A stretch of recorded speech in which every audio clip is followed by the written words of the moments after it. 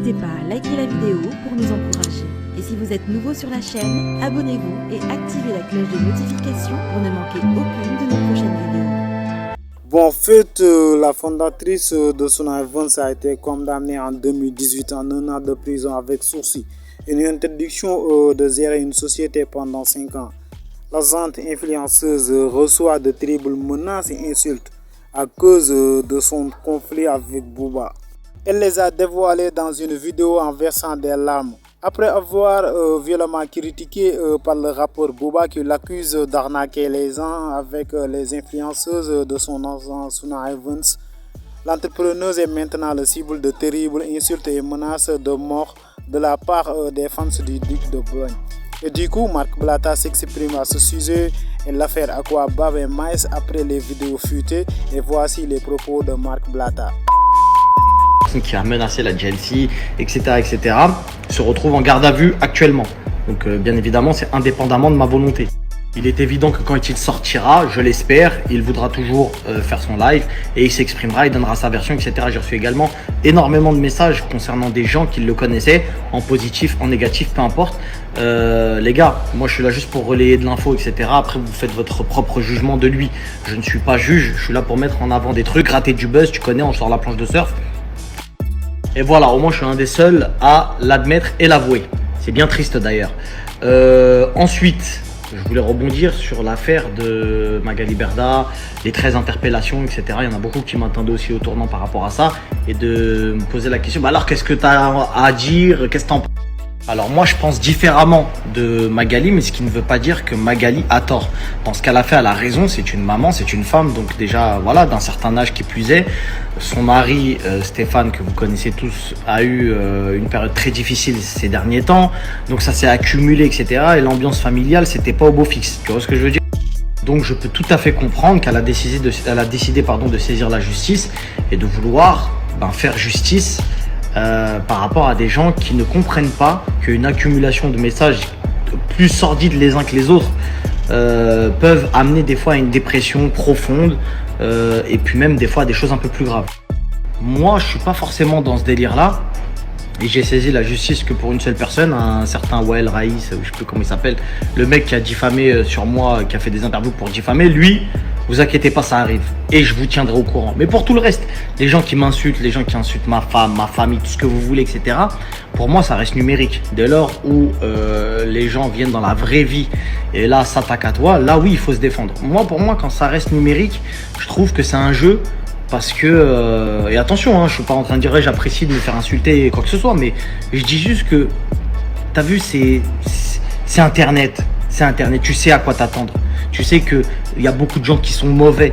Tu peux pas accepter que c'est quoi la pénibilité de travail? Il y a des gens qui sont tellement moins confortables que nous, influenceurs ou gens exposés, que pour ma part, ce serait indécent de ne pas accepter une contrepartie.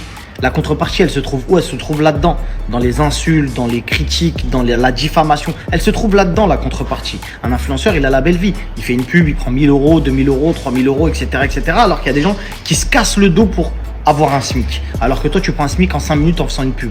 Tu vois ou pas? Donc, quand tu pars de ce concept-là, tu te dis, quelle est justement la contrepartie? La contrepartie, il y en a plusieurs. Les contreparties, c'est que quand tu es un peu trop connu, tu peux plus trouver de taf. C'est-à-dire que tu es dépendant de ton travail d'influenceur, mais si ton travail s'éteint, parce que quoi qu'il arrive, à un moment donné, il s'éteint, c'est un peu compliqué de revenir dans la vraie vie. Surtout quand tu as marqué, avec ton image, tu as marqué les gens et que les gens te reconnaissent. L'autre contrepartie, c'est que tes amis te trahissent et que du coup ta vie se retrouve un peu sur internet et que tu ne puisses plus faire ta vie un peu normalement. Tu es un peu encadré dans un délire de voilà, faut que je fasse attention à ce que je dis, etc., etc. Et la dernière des contreparties, pour moi, c'est vraiment les histoires d'insultes sur internet, les mauvais commentaires, etc. Moi, je suis quelqu'un qui accepte. Parce que pour moi, ça fait partie du jeu. Tu peux pas accepter que le positif. Tu peux pas prendre ton téléphone, faire des pubs, prendre de l'argent. Les gens t'insultent pas, tout le monde t'aime. Non, ça pour moi, je pense que même moi, je le vivrais mal. Je me dirais, à un moment donné, il faut arrêter les conneries. Donc, il faut accepter aussi la contrepartie de se faire insulter. Même si ça fait mal, on peut pas plaire à tout le monde. Il y a des gens qui sont mal élevés. Il y a juste à pas les calculer en fait. Et du coup, voilà, ce qui ne veut pas dire que Magali n'a pas eu raison de faire ce qu'elle a fait. Je pense qu'il y a des limites dans tout, même dans les insultes, dans les injures, etc. C'est pas parce que vous n'aimez pas une personne qu'il faut lui souhaiter la mort, faut truc, machin. Après, moi, je trouve que c'est des gens qui sont complètement débiles, tu vois. Donc, qu'est-ce que tu veux que je te dise à ça? Elle a porté plainte, il y a une justice, les gens se sont fait attraper, ils vont être jugés. Je pense qu'ils vont devoir payer des dommages et intérêts, voire des peines de sursis, etc. Parce que bon, ils ont tué personne, mais quand même, ça reste dans les casiers judiciaires, etc. Et la cybercriminalité se voit de plus en plus être saisie de la justice avec des peines de plus en plus sévères. Bref, changeons de sujet. Ensuite, on m'a beaucoup envoyé les notes vocales de Maës avec Maëva, machin, est-ce que c'est vrai, c'est pas vrai, etc. Moi, ça fait énormément de temps que j'ai pas échangé avec Maëva, elle est souvent en tournage, etc. en ce moment. Mais pour vous dire quelque chose que je pense profondément, c'est que Maëva, c'est pas quelqu'un qui se cache quand elle a eu une relation avec un mec. Je vais pas citer son nom, mais vous savez très bien qu'elle avait eu une relation avec un autre influenceur qui était sur Dubaï à l'époque, etc. Il y avait eu une histoire avec la GLC en mode ouais, t'as snappé les draps. Elle s'est jamais cachée. Elle a jamais dit non, mais j'ai pas couché avec lui. Elle le dit en fait, elle s'en fout. Donc voilà, donc je pense qu'elle assume tout et que si elle avait fait des choses avec Maës, elle l'aurait dit. Maintenant, elle dit elle-même que c'est faux, lui-même dit que c'est faux. À un moment donné, t'as vu, on va pas être là à inventer des histoires aux gens. Je suis le premier sur lequel des fois les gens inventent des histoires extra-conjugales de je sais pas quoi, je sais ce que c'est et malheureusement des fois tu peux pas plaire aux gens en leur disant ouais j'ai fait non t'as pas fait. Bon là du coup je viens de mettre un soutien-gorge parce qu'en fait je vous explique, moi je dors tout le temps avec des soutiens-gorge ou avec une brassière qui remonte ma poitrine. Pourquoi? Parce que j'ai refait mes seins 3 fois. La première fois, je les ai refaits parce que je voulais des copains. La deuxième fois, je les ai refaits 2 fois, 3 fois. J'ai fait le calcul dans ma tête et je les ai refaits 3 fois. Donc je vous disais, la deuxième fois c'était parce que les premiers étaient tout petits et que je les voulais plus gros. Et la troisième fois, c'était parce que j'avais retourné une prothèse. En fait, j'aimais trop mes deuxièmes seins, c'était vraiment les seins que je voulais trop avoir. Et je mettais pas de soutien-gorge, j'en mettais jamais, je dormais sans soutien-gorge et tout. Et en fait, à force, la prothèse elle s'est retournée. En fait, elle s'est mise elle est comme ça et elle a été à l'envers d'un des seins. Donc du coup, j'ai dû les refaire une 3e fois alors que mes deuxièmes seins, ils me plaisaient. En fait, maintenant, depuis que j'ai eu ça, le médecin m'a expliqué que c'était par rapport au fait que j'étais tout le temps sans soutien-gorge.